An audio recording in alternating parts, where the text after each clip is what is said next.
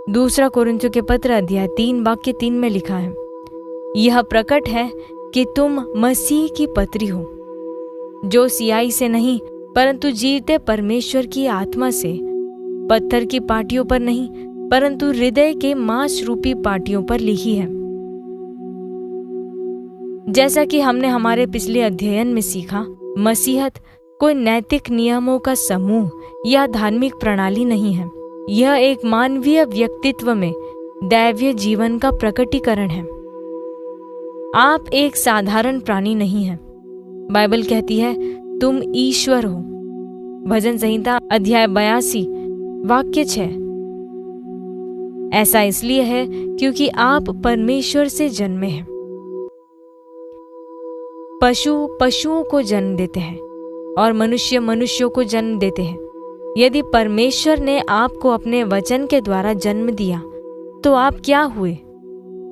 Bible कहती है क्योंकि तुमने नाशवान नहीं पर अविनाशी बीज से परमेश्वर के जीवते वचन के द्वारा नया जन्म पाया है। पहला पत्रस अध्याय 1 वाक्य 23। यदि आप वचन से जन्मे हैं तो आप वचन हैं। आप परमेश्वर जाति के हैं। हालेलुया। परमेश्वर का वचन आपको वर्णित और परिभाषित करता है, परंतु पौलुस ने लिखा, हमारी पत्री तुम ही हो, जिसे सब मनुष्य पहचानते और पढ़ते हैं। दूसरा कोरिन्थियों के पत्र अध्याय 3 वाक्य 2।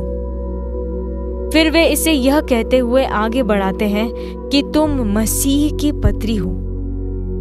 जैसा प्रभु यीशु वचन थे जो दो धारी हुए, वैसे ही आप उनके वचन हैं जो मानवीय रूप में व्यक्त हैं, दुनिया को भेजे गए परमेश्वर के पत्र।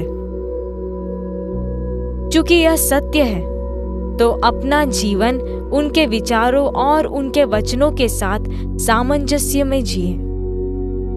भय, निराशा और मानवीय सीमाएं आपके स्वभाव के विपरीत हैं। पारलौकिक जीवन जिए। आत्मा का वह जीवन शैतान और इस दुनिया के तत्वों पर प्रभुत्व का प्रयोग करें, क्योंकि वे आपके पैरों के नीचे हैं। वचन बोले, वचन सोचे, वचन को जिए। मसीह को अपने संसार पर प्रकट करें। यही आपकी बुलाहट है, यही आपका जीवन है।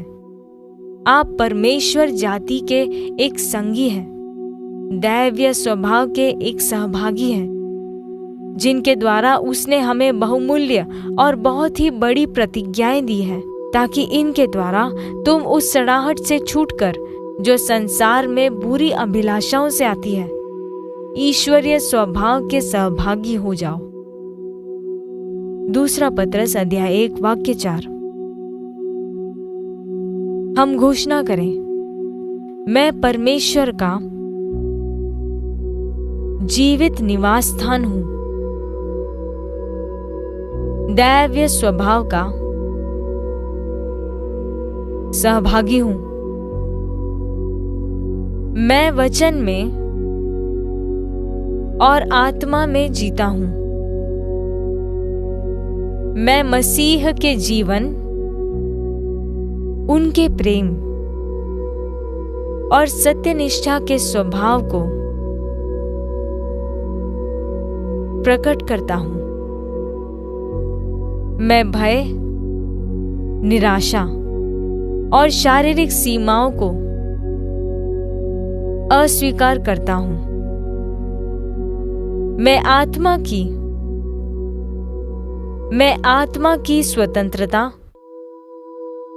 और प्रभुत्व में चलता हूं और अपने भीतर के मसीह को प्रकट करता हूं। हालेलुया।